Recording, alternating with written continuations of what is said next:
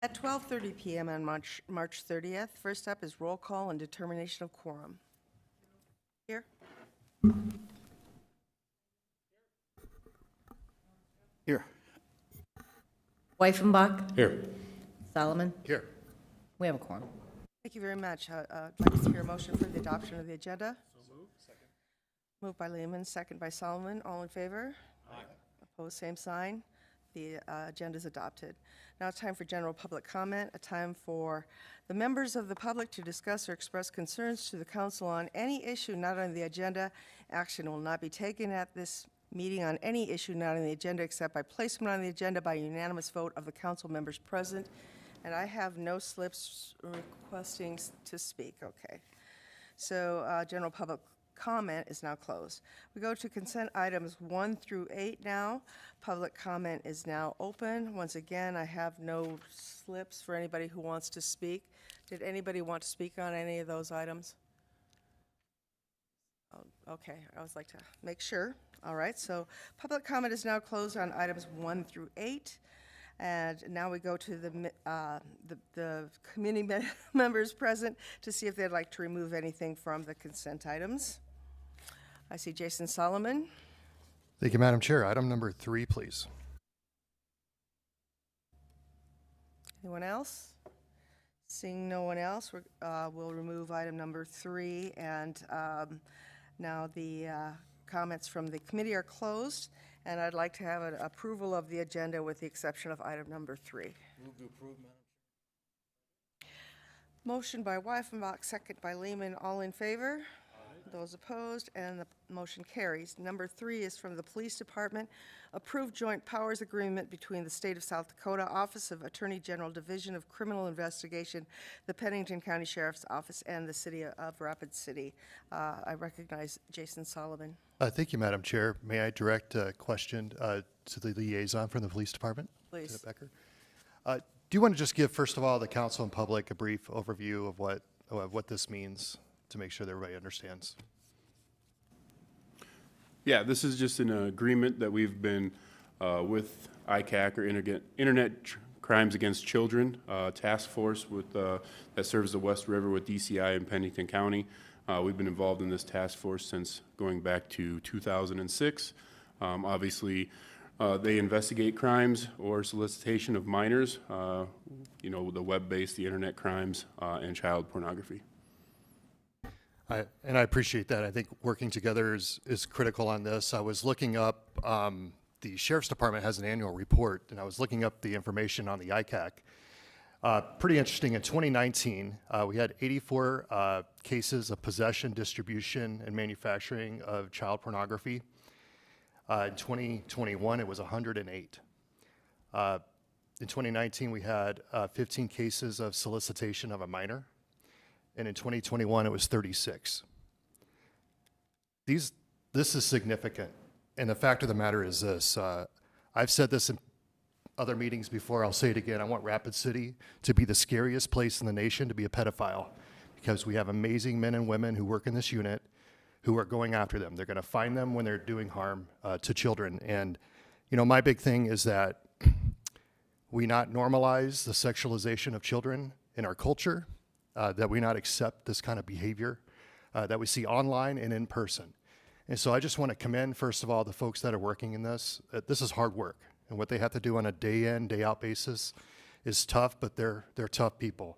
I think with the trends that we see on here, something I would really ask us to look at is, do we have enough people working these cases? It's hard work. There's a lot of things that we miss, and we might be a lot better than other places in the nation, but I think that we could probably use some more manpower going after this. And so as we look at these trends and look at the things going on, it's heartbreaking when you know what's happening here, because children are being preyed upon. So I say let's reject any form of preying on children online or in person, and make sure that we're doing everything we can to fight it. So, do you have anything to add to that? No, I think just in reference to the numbers kind of going up, if you look at technology and the different technology bases out there that that children use or that adults can prey on children. I think that's what we'll continue to see increase. And I agree with you, the increase of people working these type of cases. This is an agreement, obviously, for Western South Dakota, ourselves, the Pennington County Sheriff's Office and DCI, but obviously other agreements with other agencies across the state to combat these crimes. So it's sad, unfortunate that we need these type of people to do this work, but it is very much needed, and I agree with you that at some point in time we'll have to look and see about upping staff in those areas. And I'd say if you're somebody who is going after child pornography online or anywhere else, stop it, or we're coming after you. Mm-hmm. Simple enough. Yep. Thank you. Thanks. I yield.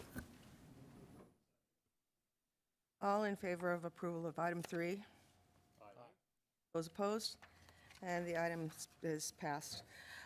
You know, we were doing this a little bit differently, so I'm just going to take a minute here to go back and see if any of these of our directors would like to talk.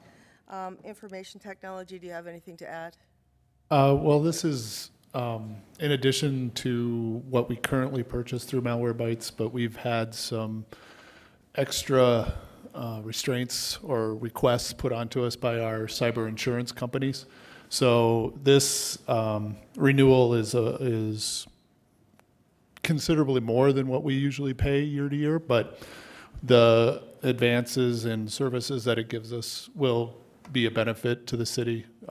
So it increases our ability to detect and respond to specifically ransomware, but also all other forms of malware that are there. Good to hear. Thank you. Now, Finance Department. Pauline, was there anything you'd like to discuss on? These have all been approved through the consent, so it's up to you whether you want to speak on them or not. And I apologize for my tardiness. I lost track of time.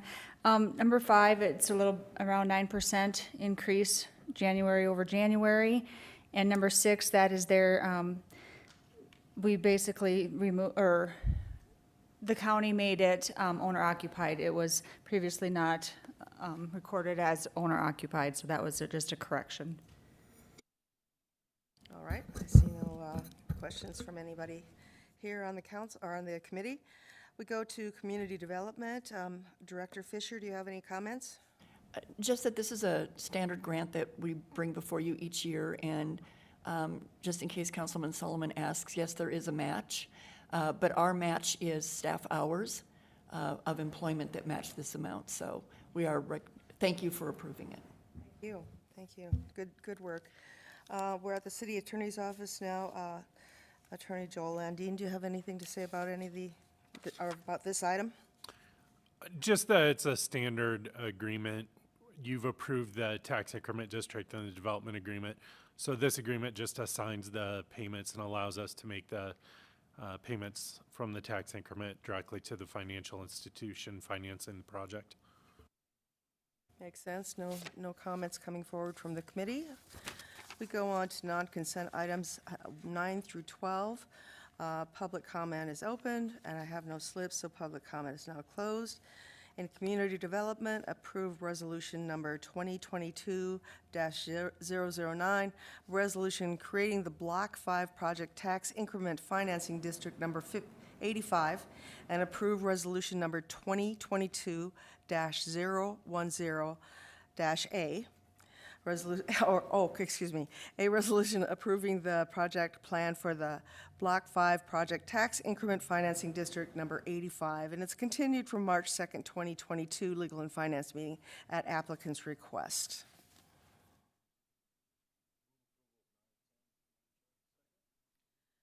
We have a motion to approve 9 and 10. Does anybody have a problem with us taking those? Oh, okay, I have people in the queue. So we've got a motion by Weifenbach, second by Lance Lehman. We'll go to Bill Evans. Oh, it's Richie? Okay. Sorry, up here. Yeah. I was going, what? Okay. We're just trying to keep you on your toes. Yeah, you did. Thank you. Richie. Thank you. I'd like to take personal privilege and introduce a couple of folks that are in attendance in the audience today.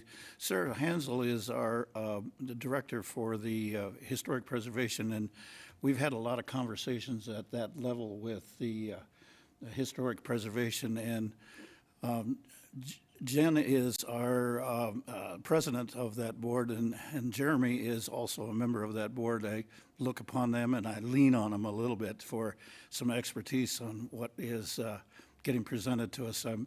They have great conversations and great feedback on specifically this project here. So if you folks want to take a chance on coming forward and giving us a short presentation, I will yield the floor to you folks. And then we have a couple of other folks in the audience, and I'll let Sarah do the introductions there if you wish.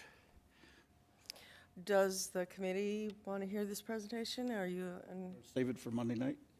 No, save it for Monday night. Yep. Okay, we're going to go to Jason Solomon.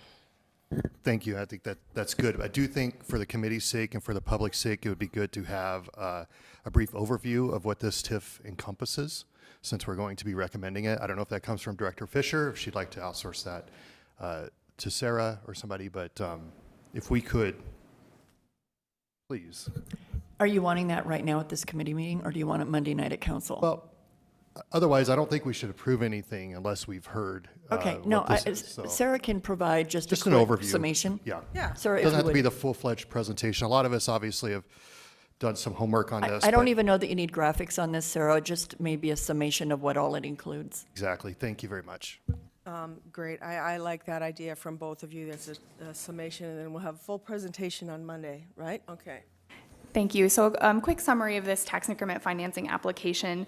The request is for $8.5 million to include project costs such as soil remediation, burying the utilities on site, doing some streetscaping and construction in the right-of-way, as well as to help assist with the funding of the parking component. This tax increment financing district is being brought forward as an economic development grant, which is another method of using TIF. We have our typical way that we use them with the policy, and then starting a few years ago, the state legislature created sort of additional opportunities for how TIF funds could be deployed, specifically through the grant. So we see this project as an amazing addition to downtown, something that's been in the planning stages for a long time. We think this will be great for not only the economy of downtown, but just the vibrancy and the pedestrian orientation of that area. As its current use as an underutilized city parking lot, we think there's a much better potential for how this site contributes to downtown, and we are recommending that the TIF and the project plan be approved. And that's a very brief summary, so if you have any specific questions, I'll try to hit those more specifically. Thank you. Madam Chair, may I still have the floor, please? Sure. Mm-hmm. Who was in on the negotiation on this? The planning for the project began back in 2019 when Elevate and City Committee released a request for proposals Right. to find out what kind of interest there was from the development I community mean, in after developing Lloyd was this. selected, I'm sorry. I know how the selection process went. Okay. Once Lloyd was selected, who was the liaison with the city? Was it community development, city attorney's office, city finance? I have a question I want to talk to who's on the planning. Okay. May I direct a question to our city attorney? Please. So, Joel, one of the things I have, this is an awesome project, by the way, I'm happy to support it, but one of the pushback that I've heard is maybe that the city didn't get enough in return for this investment, especially with us doing a TIF and removing the parking lot. And I know that we are working to find parking spots for everybody. My only concern is that that's for today's issue, and this is a visionary project for the future. I would like our parking to also be a little more visionary, so have more vision in our decisions, so to speak.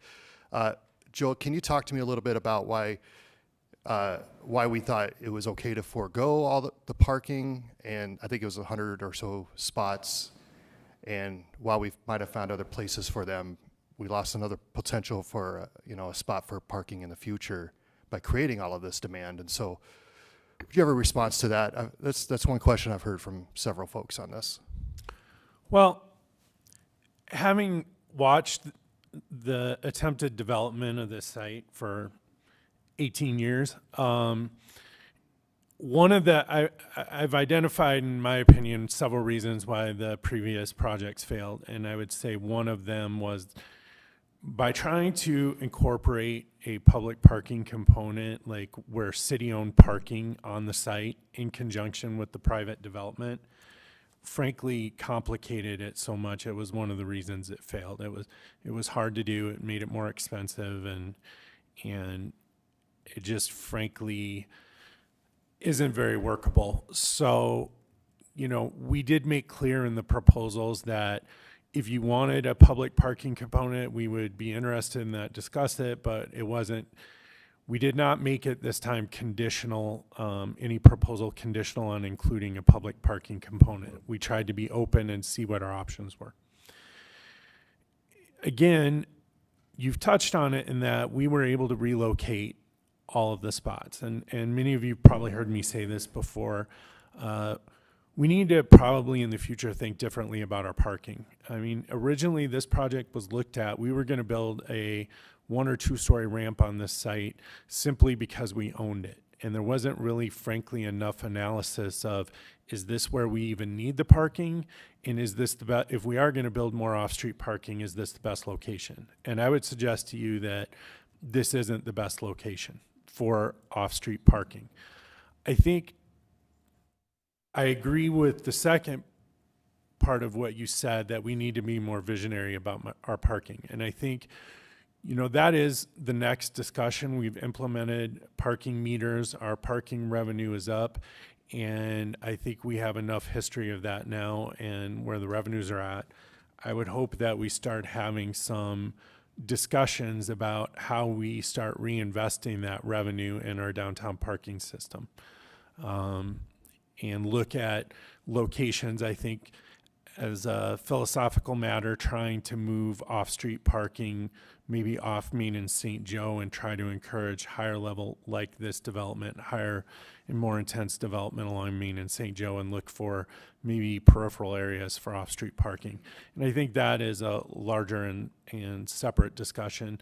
At this point, our primary concern was making sure that the people that were already dependent on that location for parking were taken care of.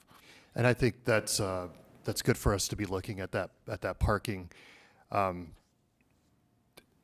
We're creating all this exciting demand downtown, and we want more activity going on. That also means more parking is going to be needed. And so while we found the spots for the people today, I'm more concerned about the people tomorrow. And I think us being strategic about our locations, I know we have various lots to look at before we start giving away these lots to everything else. I think we need to have a serious plan in place so that we can build around that. I think that's also great for development as well, when they know that there's parking somewhere and that it's convenient for our citizens, that it will actually help spur even more growth. So this project in and of itself is great, awesome project.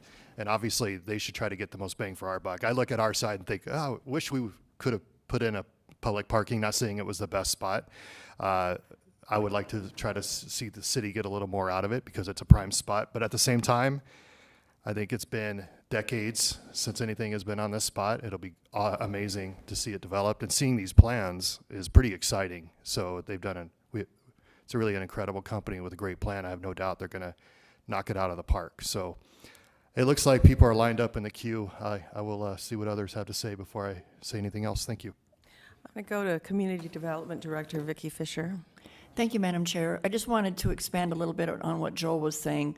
So there are currently 140 surface parking spaces. And when we were approached to see whether or not we could relocate that parking, we do have the available parking spaces to relocate. Anna Gilligan is our new Parking Enforcement Division Manager, and she is not only trying to relocate them, but reaching out to where they work, where they live, why do they need the parking, and trying to find them locations that are closer to the actual use. We also have been participating in some discussions with downtown businesses on what are our parking needs now and going forward in the future. And in a very large meeting that was conducted a couple months ago, it was determined that we do not have a parking shortage downtown at this time. We have a walking problem, but not a parking shortage.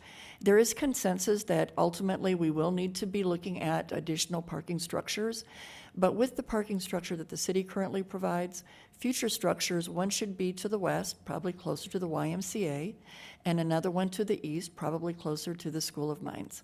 And so we will be continuing to collaborate with those businesses, looking at how our city grows, and at some point probably be requesting a parking study that will finalize where those locations should be. So thank you. And Joel did reach out to us to ensure that that was a viable possibility before they removed the option of parking as a part of this proposal. Great. That's good news to hear that you guys are working on that already. So thank you, Vicki. Before it comes to this body as a complaint, you guys are ahead of it. So now we go to Ron Weifenbach. Thank you, Madam Chair, and I'll pose my question to either the city attorney or maybe Sarah, and that you can let us know what the taxable value of that lot is today.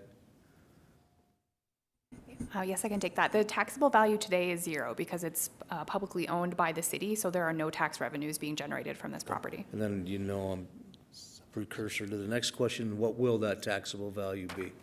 Yeah, the applicants have been working with the equalization department to try to figure out what some projections for what that will look like.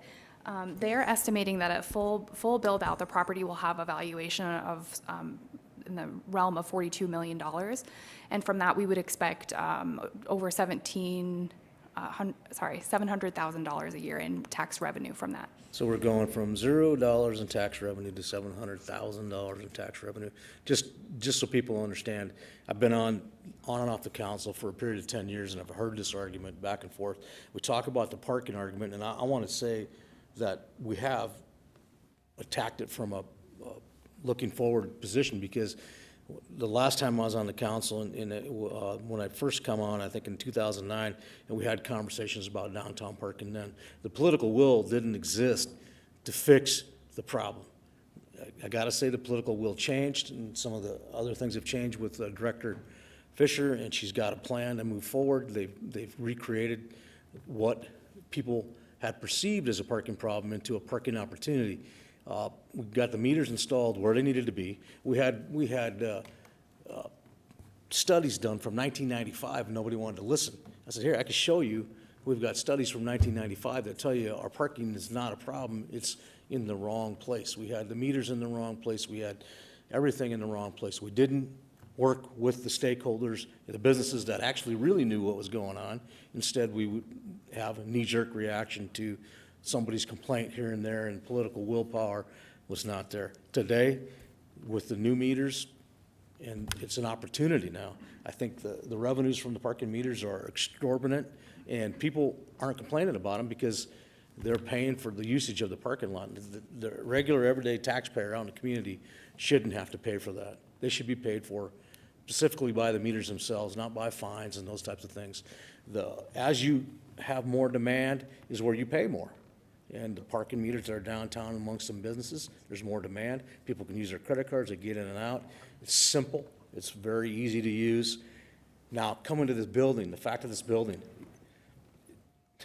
it's been around for a long time. I think our city attorney said 18 years and maybe longer running, that we're looking at now actually bringing something to fruition. And in between, we've had other contenders now, they're gone. They're not even, the other contenders in between are gone. Now we're down to Lloyd Company, who's brought themselves here from Sioux Falls, implanted themselves in our community, and they're going to build this building. And it's going to be, at minimum, a $42 million building of $700,000 a year in taxes. We're going to capitalize on that to help overcome the problems that are in that area. I mean, we talk about underground parking, those types of things. Some of those things aren't even possible to happen. And so we're gonna get some retail down there. We're gonna get some downtown living, and we're gonna get what downtown really needs, and that's an influx of tourism coming through to the hotels. Their money is transient, but they will leave their money here as they come through. It won't be dependent upon the citizens to make that work. So I'm excited about this project, and I'm looking forward to Monday having a little bit longer conversation about it. So obviously the people in the community will have a better idea what's going on and why we went this direction. But, I appreciate everything you've done, Sarah. I've heard great things about what you've done in being an omnibus for this project. So I wanted to communicate that with you too, and I think that we've made the right decision. Thank you. Chair recognizes Richie Nordstrom. Thank you. And thanks to the personnel that changed the name up here. Thank you. If it's really you, Richie. It is the real me. Just a couple of other additional points, and I agree with my colleagues in their comments on the parking situation. If the public will recall, we've had a study on the current parking effects, and we were doing a lot of piecemeal work to get it into a bad situation, and now with that parking study, it resolves a lot of issues, but we still got more to go. And if I may ask Director Fisher on the future of the parking, but first, before I get into that, we've got a presentation coming up from the parking group, am I not correct, in May? Madam Chair. Yes, go ahead. That is correct. Anna Gilligan will be before you, and she'll go through what the parking layout is for our downtown area. She'll review with you the smart meters, and then speak a little bit about some future plans. Very good. So I'm looking forward to this next study that's coming up, because for me, what I'm looking at this development of this Block 5 is the hotel on there, and that's going to be also a great help for our civic center, so people will have a location to stay while an event is taking place at the civic center. So I look forward to seeing that come to fruition. And then I know Mr. Neely, Luke, if I may, you had a lot of conversations about the parking as well. Is there anything additional that you would like to add on to this? Because I was looking at the parking ramp specifically, and we know we've had some conversations at the historic preservation level, but if you would like to add on anything at this point, Sure. and we'll save the best for last on Monday. Sure. I'll be brief. Thank you for the opportunity to address it. But Could you please introduce yourself? Oh, yes. Luke Jessen. I'm the Vice President of Development at Lloyd Companies. Okay. So yeah, as we've studied this project, I mean, the project itself, 131 apartments and 117 hotel rooms, plus the retail space and the convention space in this project. If we were just building that, I mean, it would create quite the demand on the public parking system downtown. So I think the only thing that I would add is that we've included 330 stalls in our development, so there won't be additional demand put on the public parking system. A lot of buildings throughout downtown don't include any parking. So our goal with the parking situation here was that we didn't put any additional burden on the city, and that all of this activity could happen without further burdening the public parking system. Thank you, Luke, and I apologize on the confusion. There's a couple of Lukes that work for Lloyd Company, so yeah, thank it you, can Mr. be Jessen. confusing. Yeah, should have seen it the first time I met these folks. It was which Luke, and all I had to say was Luke, and they all answered. Thank you. I appreciate the time. I'd like to just jump in here for a moment, too. I see that Jason is in the queue, but, you know, one of the things that I learned while being on this council, that parking is a city resource. It's not just something that is there, that takes care of itself. You know, it's something that has to be painted, the lines have to be painted, the concrete has to be maintained, and, you know, and we have to have some kind of rotation so the businesses get different folks in those parking spots to spend money downtown. So I learned that while on this part of this process. I have driven around downtown a lot, and Columbus, Quincy, Kansas City, they all seem to have plenty of parking on them any time of day, and the side streets as well. You're right, we don't like to walk. You know, my daughter couldn't believe that yesterday I was going to drive from Tally's over to the candy store that is just a half a block away, but I actually did that. So anyway, she's from Minneapolis, so she was just, what are you doing?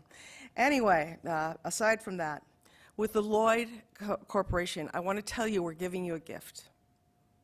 In a way that we're giving this property to you to use in your best possible way. It's not our only opportunity we'll ever have to have a wonderful building downtown. I'm sure there's other areas that will become available. But this is something that we've had. Yes, we've been working on it for a long time, but it isn't going to come along again. And so I would like to see your support for our city everywhere. I would like to see it for the sports teams, for the arts, for all the things that go on here. I'd like to see Lloyd everywhere, showing that you're part of this community, because you're telling me you're part of it. And so I would like to see that in action, and because we don't have a lot of corporate giving here, because we're simply not that kind of a city. We don't have that resource. So we're going to look to people like you. And so when I hear about folks going into Lloyd and asking for some donations for whatever it is, Little League, basketball, Rush, arts, doll, I would really like to see your names as part of that, you know, support for our community, because that's where we get it. We get it from people that have a stake in this community, and I'd like you to be part of that. So that's my sermon for today. We'll go to Jason Solomon. Thank you, Madam Chair. I thought Mr. Weifenbach asked the great question is, what's the value today and what's the value going to be? I'm fond of saying that Rapid City is where possibility lives. I think this is a great example of that. And it's a big win-win for Rapid City. I don't think it's just a win for Lloyd. I think it's a win for Rapid City, or else we wouldn't do it. We don't just give things away. We do this as an investment into our community. We believe that this investment is going to pay off big time for the citizens of Rapid City, and we are excited to move forward with it. So thanks for the great discussion today, folks. Thanks for coming. Look forward to supporting it. Thank you.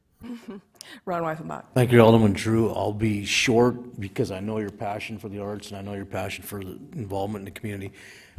I just so happen to know that it's their 50th anniversary for Lloyd Company, and the reason that Mr. Luke Neely is not here today is he's presenting a check to the One Heart downtown. They've also have in the past year, I can't think of the numbers they have done, and they can share that with you, reached out to the community and made investment in our community. So, and they also have several other projects going on in the community, but they have done some. Great. They do understand the social responsibility that they carry. So it's opportune that you asked that question. I like the social responsibility term. I like that. Okay, so we're at a point where we're going to vote on items 9 and 10 together. All in favor vote. All in favor say aye. Aye. All opposed, same sign. And 9 and 10 are passed. And thank you all for showing up today. We go now to the City Attorney's Office. Authorize Mayor and Finance Director to sign development agreement between the City of Rapid City and C.R. Lloyd Associates for the development of a mixed-use project and for the payment of funds from the revenue generated by Tax Increment Finance District 85. Motion to approve by Lehman, second by Weifenbach. We go to Jason Solomon. Thank you, Madam Chair. I just want to give the opportunity to the city attorney if he wants to weigh in on anything on this. If there's anything you thought we needed highlighted. Property, I mean, the property will be in part collateral for the loans. So once they have financing in place and we've transferred the deeds, once construction starts, then our interest would be subordinated. We still have a reversionary interest. Then once the project's completed, and by that the trigger we used was certificate of occupancy for both the hotel and residential components of the project, then our reversionary rights cease. But at that point, the project is completed. So we've gotten what essentially we bargained for. But I guess my biggest concern was if we were to transfer title and then financing fell through or the project fell through and no construction had started, that, you know, the developer wouldn't be able to just turn around and sell the lot for market value, that it would then come back to the city. I would say, though, too, I think it's important to note, compared to previous attempts at getting this project done, it seemed like the council approval was at the beginning before any of the real work had been done. I would just point out that in this situation, it's kind of the opposite. Frankly, you're one of the final approvals. They've already been going through the planning process and the approvals there. They have preliminary bank financing. They already have agreements in place with the hotel partner. So this is kind of coming more at the end of the process. If you read through the agreements, what it says is we're going to wait to transfer title of the property until the final financing. But since they have their preliminary financing approvals, I think that's, at this point, it's really kind of just a very,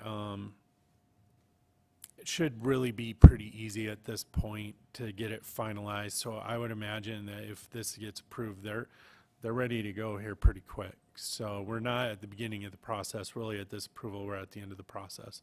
So the documents you're approving give us, the mayor, myself, and Elevate, we can execute the documents necessary to get the property transferred. So we should be able to do that pretty quickly. Thank you for that explanation. On item 12, as related to this, we have the Economic Development Foundation. Do you want to explain why we have that in the mix, just for everybody's understanding? Yes, the city cannot generally directly transfer property to private individuals or corporations.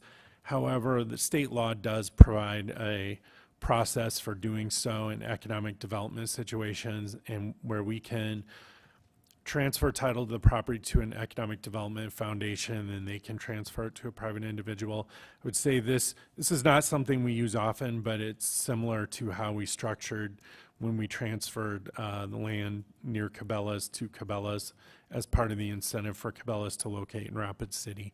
So we have done it before, but it's a similar setup to how we did that. Okay, thank you. Seeing no other members in the queue, I have a motion to approve item 11. All in favor? Aye. Those opposed? The motion passes. Go on to 12, which is kind of an addition to 11. I'm going to read it into the minutes. Authorize mayor and finance director to sign real estate transfer agreement between the City of Rapid City, the Rapid City Economic Development Foundation, and C.R. Lloyd Associates. All in favor, or let's see, do we have a motion? Move to approve. Motion by Weifenbach, second by Lehman. All in favor? Aye. Those opposed? And the motion passes. Right now, I'd like to call up Bill Evans. He's going to share with us a project he's been working on this week, and I think it's, I've tried to put this into the end of our meetings because the council works on a lot of projects that don't always get in the minutes, so I want Bill to have a chance to talk about something he did this week that was really beneficial for the city. Well, thank you, Darla. I don't really know as I did it, but I did bring to light this problem we've had with the trees along West Chicago and the fact that it's been an ongoing discussion for a while, and yet it sort of dropped on us at the last minute. And thanks to cooperation from Black Hills Energy and our Parks Department, we were able to maybe answer that slurry of phone calls we all got in the last 48 hours and do something productive in a short amount of time that I think is going to make people happy over the long run. And so we met with Mr. Ayer from Black Hills Energy and our parks people, 2 representatives, and we've come up with a plan that we believe is going to make the citizens less impacted emotionally. I mean, we lived through the time 20-odd years ago when those trees were all chopped down, and my mother living in that very neighborhood, people were upset. And you have to remember, when you drive up that particular passage, everybody that lives in the Pinedale and South Canyon area, everybody that lives at Westbury Trails, everybody that lives out Nemo Road considers that part of they have ownership for that. That's their view, that's their drive. It should be beautiful. And when you affect it that way, without discussion, you know, people get mad. And they were mad, and yet, for some reason, we were fleet of foot for once, and we managed to make this happen, and hopefully we have a solution. This is kind of following a series of good things the council's been able to do with city management, our department heads, starting with the solid waste, and how we managed to quickly rectify that situation. And even yesterday, the thing with the elderly man that, because of the street closure, was not able to get to the bus stop up there in Signal Heights. And already our bus people are working with the people to make sure that he's not denied the chance to get to a store a couple times a week. So these are the kind of quick responses that government should offer all the time. So I think we should all be patting ourselves on the back just a little bit, because for a while it's working very well, and I think that's the way we should be with all of our projects. So thanks for letting me express that. Thanks, darling. Well, good news is always welcome and not shared enough. Anybody else have something they've been working on they'd like to share? Madam Chair, and thank you, Alderman Evans. It's obvious that we thank you also for your thought process and the whole picture of looking at the beautification side of our city, because we have been losing a lot of trees over the years. and appreciate it. I think it's an example of if we just know what we're up against, I think we can help bring a solution. We're not the boogeyman. We are, citizens just like everybody else. We can work together, find solutions. Thank you. Well, I also noticed that everyone seated here was at the gathering for the Tribal Chairman's Health Board get-together for healing. That was on, was it Monday? It was on Monday. And we were all there. I'm not sure who else was possibly there. Am I missing anyone that was possible? The mayor was there. Oh, the mayor, okay, yeah. And we were all there to just support their efforts to heal some of the problems in North Rapid City, along with the entirety of Rapid City. So thank you for your time in being there. I really appreciate everybody that made time to be there on that day. Jason Solomon. Thank you, Madam Chair. And I think if just very quickly, I think our Rapid City Police Department, the work that they've been doing, and they've been very, very busy, put in some dangerous situations, but also have been providing leadership on a lot of these matters as well. And so I just want to give a big shout out to them. Thank you and your teams for what you do. They've, it's been a busy time for them and everybody, but obviously we're grateful for them. I have been working on the bylaws. I'd like to see those changed before we get our new council members in. I submitted those to President of the Council, Lance Lehman. Even our terms are not, the time of our terms are still listed as 2 years on our bylaws. So that's something we really got to get going on and get changed very quickly. I'd like to do that before we have the new council members seated. So that's one of the things I've been working on. I see no other names in the queue, and I think everybody wants to get back to work, so thank you for your time today, and the meeting is adjourned.